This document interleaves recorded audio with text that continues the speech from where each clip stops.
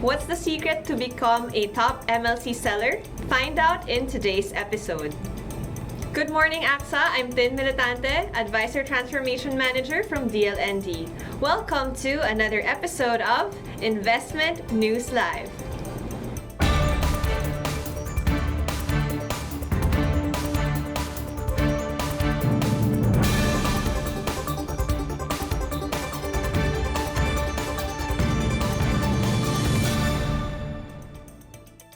My Life Choice is AXA's latest product.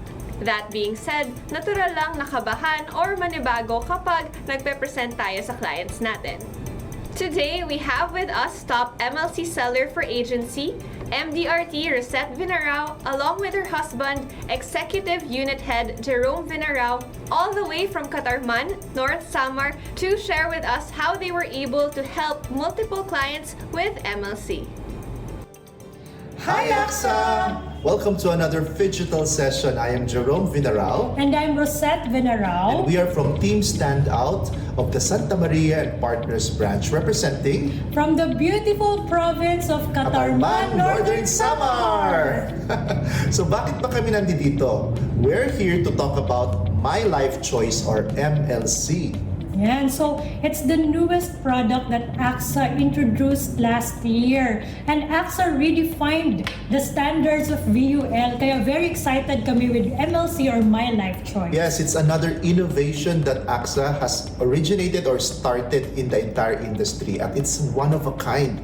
Hindi natin alam baka dumating ang panahon gagayahin na rin ito ng ibang insurance companies, di ba?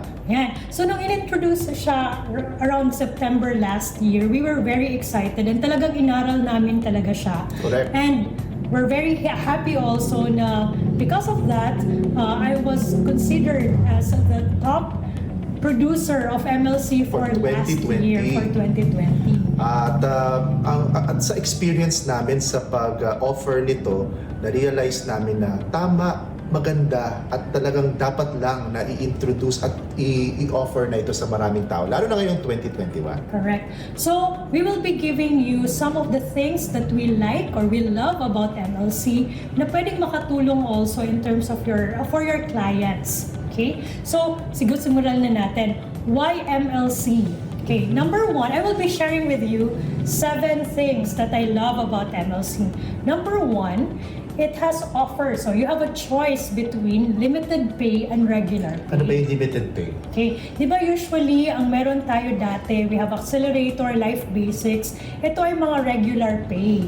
So, nung in-introduce ang My Life Choice, na nag-offer siya ng limited pay, we have 7 pay or 10 pay, or ibig sabihin 7 years or 10 years, mas nagkaroon ng choice ngayon si client. At hindi kinakailangan mag-file ng premium holiday kasi limited talaga yung payment for 7 years or 10 years. So, dapat i-clear out natin yan. Kasi before, ang pagkakaalam ng iba, halimbawa, sabihin nila, life basics, 10 years. Actually, ang life basics is a regular pay. It's a whole life plan. It's a whole life plan. So, ang kagandahan ng magkaroon ng limited pay is that, of course, calculated din ni client kung how many years lang talaga siya magbabayad. Mm-hmm. And that's something na kaya nga nag-move forward tayo into that. Mm-hmm. So, that's one. Number two, I like about MLC is that meron siyang startup bonus. Yeah, yung startup bonus na yun. Remember, variable ito. So, may investment. And to have a startup bonus simply means na nagsisimula ka pa lang, may bonus ka na. Ano ba yung bonus na yan? So, nagpapalaki agad siya ng investment returns, di ba? So, simula pa lang, of course, this is not withdrawable agad, no? Pero ibig sabihin, sa account value mo, dumadagdag na siya para mas tumaas or mas mapabilis ang returns ng inyong fund. Okay? Number 3 that I like is free accident and waiver of premium. So may mga freebies pa tayo. Kasi yung accident insurance na yan, since we never know when an accident will happen, sometimes kasi sa ibang plans natin, hindi yan sinasama ng iba dahil sabihin nila, ay dagdag lang yan sa premium, sa gastos. Pero dito, built-in na siya. Waiver of premium is another. Marami na tayong experiences ng mga clients natin na nag-claim kasi naging totally and permanently disabled. So, hindi ito isang bagay na dapat isinasantabi. Kaya ginawa siyang built-in. My Life Choice Ito lang yung dalawa na wala kang choice. Kailangan nandiyan siya. Okay. Number 4 naman that I love also about MLC is that yung fund allocation niya. So, nung nag-start or nung in-introduce ang MLC, meron na siyang option for GAF. I-favorite pa naman namin yung GAF. Global Advantage Fund. Can you imagine 2019 nag-end ng 35%. 2020 may pandemic nag-end ng 40%. Yan. Diba? So, that's one of the selling point also that I tell my client na, uy, gusto mo mag-invest sa mga tech companies. Now, if you cannot afford yung one-time pay, pwede mo siyang single gawin, pay, or no? single pay, pwede mo siyang regular pay, parang hulug-hulugan natin. At the same time, Umaabot yung may fund. diversification. Hindi lang naman GAF ang ino-offer ng AXA when it comes to fund allocation. Marami pang iba. Pero yun na nga, magaganda talaga yung mga portfolios natin. Correct. Now, next thing that I love about MLC is yung multiplier. Multiplier, ito yung hindi masyado naintindihan ng ilan sa atin na mga bago nating advisors. Ano yung multiplier na yan? Okay? Ibig sabihin that your kung magkano yung premium na binabayad mo, how many times i-multiply mo yun for your life insurance coverage. So very important yan kasi nga, for example, kahit ito lang yung binabayad ko, imagine for as low as 1,000 pesos per month, diba? Oo Pwede nga. kang magkaroon ng coverage for as high as, I think yung minimum is 180,000 for as Wow. high as kung magkano depending on the age. Depending kung ano yung multiply mo din. So, multiplier. So, you maximize. And I'm pretty sure sa training naman natin sa LMS at saka sa mga face-to-face training, ituturo mabuti yan sa inyo. Pero that's something na hindi mo makikita sa ibang mga insurance plans or policies from other companies. Kaya you really have to learn more about this MLC. Okay. Number sixth thing that I like about MLC, yung very customizable siya. Kaya nga my life choice or you have your choice. Oo nga. Ito yung sinasabi ko kanina na we really redefine the standards of the insurance. Dati kasi, whenever we ask a client, di ba we have this idea na kapag mas matanda si client, mas mahal ang premium. Pero right now, across all age, from 0 to 70-year-old, Yes. parehas ang premium. Yeah, kasi may choice ka eh. Nako-customize mo. And that's something na na-redefine talaga. Okay. Anong ibig kong sabihin po sa parehas ng premium? For example, kahit 70-year-old ka na, pwede ka pa rin kumuha ng 1,000 peso Na premium. na premium. Ang nag-change ngayon is yung coverage. So, lagi kong sinasabi kay client, client, huwag ka nang matakot kung medyo nasa edad na tayo, hindi necessarily na tumataas ang premium. Correct. Ibig sabihin, what we can look into is magkano yung budget or magkano yung kaya nating i-allocate for the savings and investment. Doon na lang tayo mag-a-adjust for your coverage. Importante meron siya. At saka remember kung nagsimula yan ng mababa, meron tayong pagkakataon or opportunity to upgrade our plans kasi meron tayong tinatawag na policy change na that can happen after the policy is issued. So, kung ito lang ang kaya niya sa ngayon, di pagbigyan natin sila sa ganyan kasi yun naman talagang kaya, lalo na dumaan tayo sa pandemic. Correct. And lastly, of course, number 7. Okay? Pinaka-favorite ng lahat in terms of commission. Okay? So, if you compare also our with all other products, mataas po yung commission ng MLC. Those are the things that I love about MLC. Now, what are the cons naman? Para lang din maintindihan natin at marunong tayo kung paano din i-defend yung produktong ito. So, the things that I think are the cons. Number 1, you have to remember that the charges of MLC is actually higher compared sa ating life basics or accelerated And it's plans. longer. So, hindi lang siya 3 years or 5 years. It lasts for 10 years. Correct. So, depende siya sa plan, no? Okay. Bakit ba kailangan ng ganon? You know, ako po, kapag nagsasabi ako kay kliyente, of course, the idea, the mindset is, sana habang binibuild natin yung fund, wala talagang maging withdrawals na mangyayari. So, para kang nagtatanim, tapos bago bumunga, dapat wag mo munang gupitin or wag mo munang putulin. O mo munang tatabasin. Correct. So, dapat hintayin mo siya talaga mag-mature. So, yun yung purpose naman ng mga charges na yun. Second thing is that napansin natin, it's the coverage is up to age 90 years old. Unlike in our other policies or plans na hanggang 100, ito hanggang 90 years old lang. So para sa akin, medyo cons yan. Hindi yan katulad ng ibang product natin na mas mahaba yung edad, pero So, okay lang din. Pero diba, average lifespan naman po natin, and we have to be very realistic here. For a female Filipina, is 75-year-old, and para naman sa male 70. na Filipino is 70. Magbago-bago man yan, 90 is still a good age. Hindi naman yan isang bagay na, ay naku, 90 years old, mas maganda to 100 na lang. Tandaan natin na when we select, titingnan natin yung ibang mga aspects. So, ang kagandahan nito, may limited pay siya. And since 7 years or 10 years, pwedeng bayaran mo lang until age 90 covered ka, okay pa rin. Unlike in the other policies na up to 100 nga, pero whole life plan yon, diba? Premium holiday lang yung pwede niyang i-offer. Okay. So, next question. Number 2, tinatanong kami kung ano daw yung pinaka-favorite namin na MLC variant. Naku, parang ang hirap sagutin kasi lahat ng variants maganda. Dahil iba-iba yung needs at saka iba-iba yung mga ina-address mo na clients. So, kahit sa ano piliin, sa 7 pay, sa 10 pay, sa regular pay, lahat yan maganda.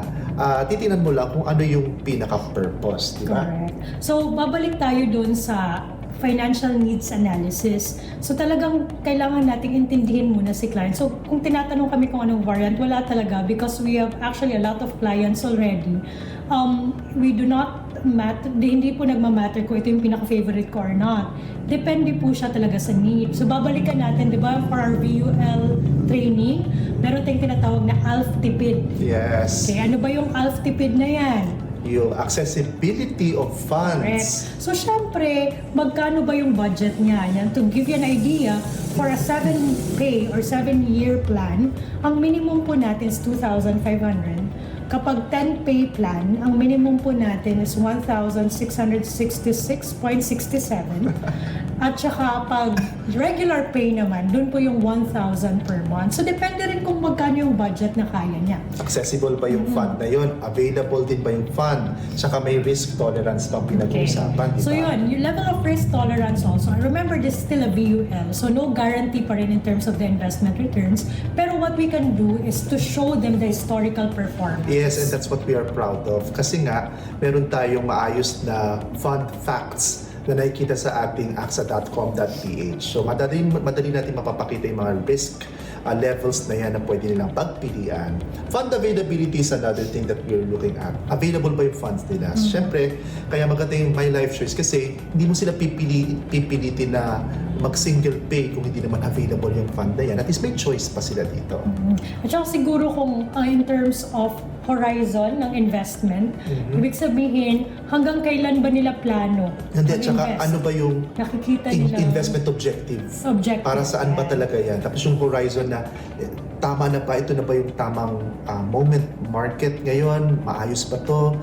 Sa dami ng pwedeng maging options ng My Life Choice na yan, maa-address mo lahat yan. So yun nga, our products before, like yung Life Basics, pwede na rin natin kunin kay My Life Choice. Usually, if they prefer more of insurance, so we can offer the regular pay na My Life Choice or yung 10 pay na My Life Choice. Now, if they want more of an investment, gusto nila mabilis yung returns ng money, so I do offer yung 7 pay at least na MLC. Yes, at saka hindi tayo mapapahiya kasi nga ang ganda ng fund allocations natin. Yung mga portfolio or investment portfolios natin are really well managed by our fund managers. Kaya there's nothing to be afraid of when you offer My Life Choice. Correct. Even for health, di ba? Meron tayong MLC Health. So you can still add riders dun sa regular pay or yung mga critical conditions. Okay, next question. Ano daw yung pinaka-most memorable MLC experience? Ang dami pero ang isa sa pinaka-memorable natin yung fringe benefit using MLC. Pag sinabi mo kasing fringe benefit, ibig sabihin that is an added benefit to employees ng isang kumpanya o isang korporasyon or cooperative in which ang nagbabayad yung may-ari o yung employer at hindi yan binabawa sa sweldo. Now, yung MLC, nung nagkaroon kami ng kliyente, nagkaroon tayo ng kliyente na nagpagawa ng proposal or ng plan for 165 employees. Nakakatuwa kasi kaya palang i-address yung retirement plan o yung purpose for retirement ng mga empleyado na yun using MLC. Kung tumutubo ba naman ng mga 39.99 or 40% a year, not bad, di ba? For a GAF or yung Global Advantage Fund. And of course, if you allocate into other dynamics or the iba pang mga fund allocation, ganun at ganun pa rin ang papatunguhan yan. Kasi nga, yung plan itself is good. Hindi ito yung parang palugi. At the same time, yung retirement package na sinabi sa amin yung time na yun, sabi, can you make it a point na kayang tapusin ito within 7 years or 10 years time lang? Saktong-sakto talaga siya. And kung magre-retire naman kasi yung mga employees na yon after 20, 35 years pa from now, saktong-sakto pa rin. Maganda yung projection, maganda yung fund performance. Wala kami nakitang ibang dahilan para hindi ituloy. So, that was memorable because it happened September, 1 week after our MLC was launched. We were able to close more than 165 cases already. Okay. Now, last is ano ba yung advice natin para sa ating mga fellow colleagues with regard to selling MLC? Well, sa akin, don't be afraid to offer this. But of course, you have to, train yourselves first. Mag-aral muna tayo. Huwag kayo mag-offer ng hindi nyo alam o hindi nyo naintindihan. Kasi pagka nagkamali kayo sa sagot at hindi na nakalimutan yan ng inyong kliyente, wala na, mahirap nang balikan. Ako naman, whether it's a small client or low net worth client or high net worth client, it doesn't matter. You have to talk to as many people as you can. Kung ang goal po natin bilang advisor is to ensure more people, dapat wala po din tayong pinipiling tao. So hindi po ibig sabihin na ay wala naman tong ganitong fund, etc. etc. Lahat po, kung talagang willing ang tao and kung naiintindihan niya yung purpose ng insurance and investment, you are actually helping them. Correct. And so the more that you talk to more people, the more people that you are helping as well. Kaya nga, my life choice. Everybody deserves to have that choice, and we're here as their financial advisors to give them that option. Don't be afraid. Since bago pa lang itong product ng AXA, maraming taon pa ang dadaan at alam natin na mas mahahasa at mas may improve pa natin ito. So, I think MLC, my life choice. my life choice. Choose MLC. Choose MLC. Thank you very much. And again, we hope that we were able to give you, just enough information that you all need. Thank you very much. Bye. Maraming salamat, Rosette and Jerome, for sharing with us your wisdom in proposing MLC as a solution to address our customers' needs and goals. Sa sharing nila Rosette and Jerome, nakita natin na ultimately, the secret to closing more sales is to really love the product, to really love MLC. And paano nga ba natin mamahalin ang sariling atin? Bago magmahal, kailangan kilalanin muna natin ng maigi ang produkto. That being said, napaka-importante na aralin muna natin ng maigi ang benefits, features, and product specifications ng MLC. At para supportahan kayo, DLND is offering live virtual sessions of MLC Refresher every Thursday for the month of February and March.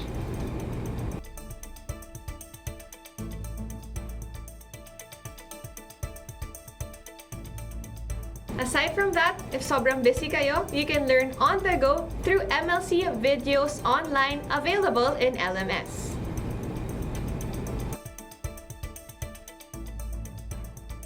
Now, if you're confident with your knowledge in MLC and you're ready to face your customers already, we have downloadable tools for you in LMS para matulungan ka in explaining to your customers how MLC can help them reach their goals and needs.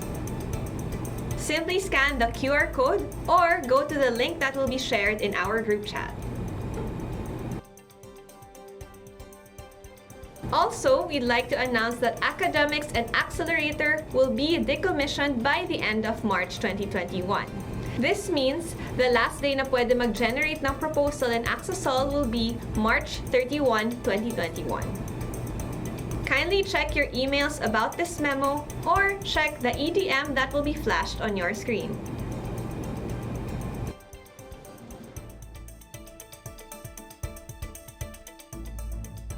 And now it's time for Ask Emma!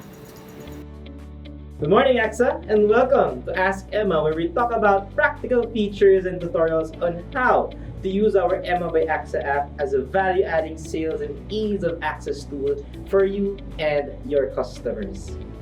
May customers ba kayo na gusto makita at kilatisin ng maigi ang funds natin? Interested madagdag ng investment, pero gusto muna aralin ng maigi yung fund offerings natin? Huwag mag-alala. We can simply ask Emma. In the Emma by AXA app, our customers can easily view the performance as well as the descriptions of our funds through the fund management feature. On the Emma app homepage, all they have to do is to swipe up and tap on the funds management button. In the fund management homepage, our customers can readily see the top 3 peso and top 3 dollar funds, the Global Dynamic Allocation Funds, and the peso-denominated dollar funds.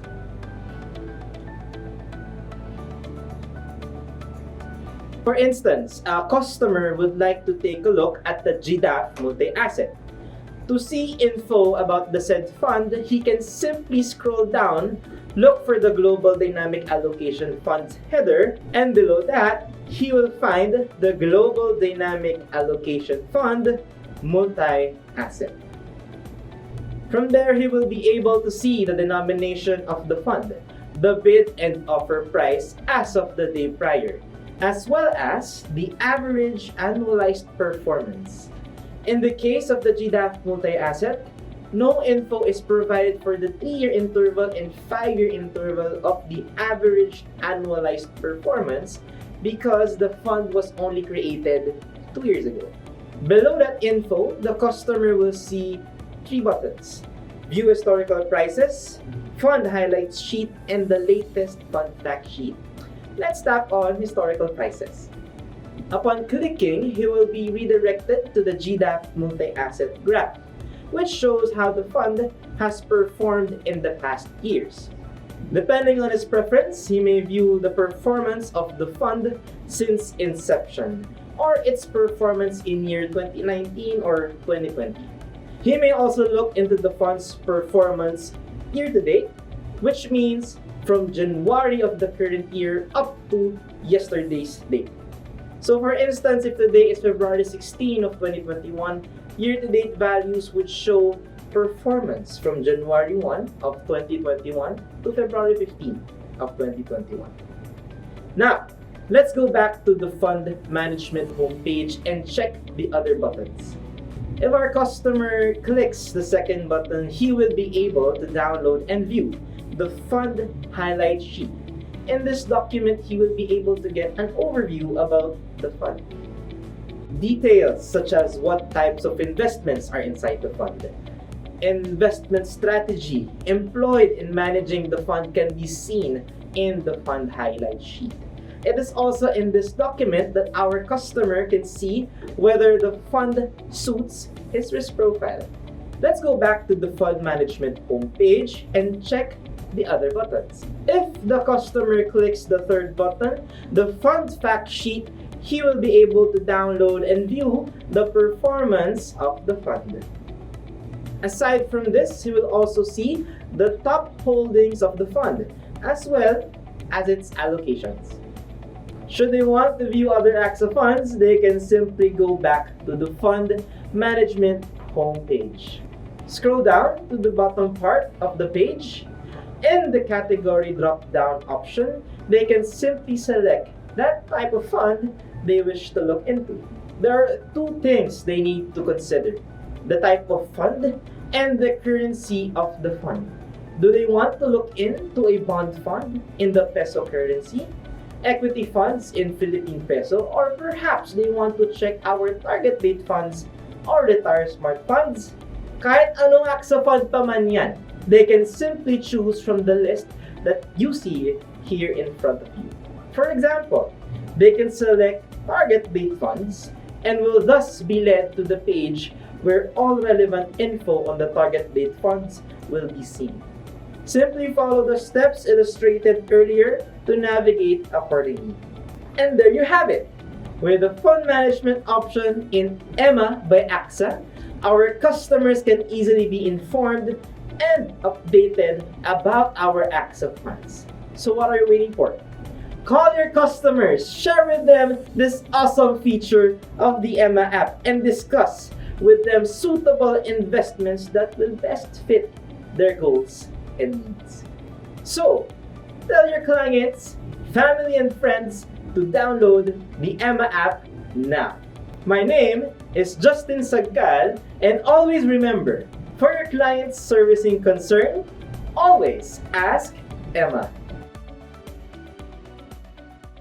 In this episode, with the sharing of Mr. and Mrs. Vinarao, we learned that in order to close more sales, we have to love our own product. And to do that, we have to know our product well. Your thoughts, opinions, and feedback are important to us. We want to know what you want to know. Please do take the time to answer our survey so that we may understand how we may help you better.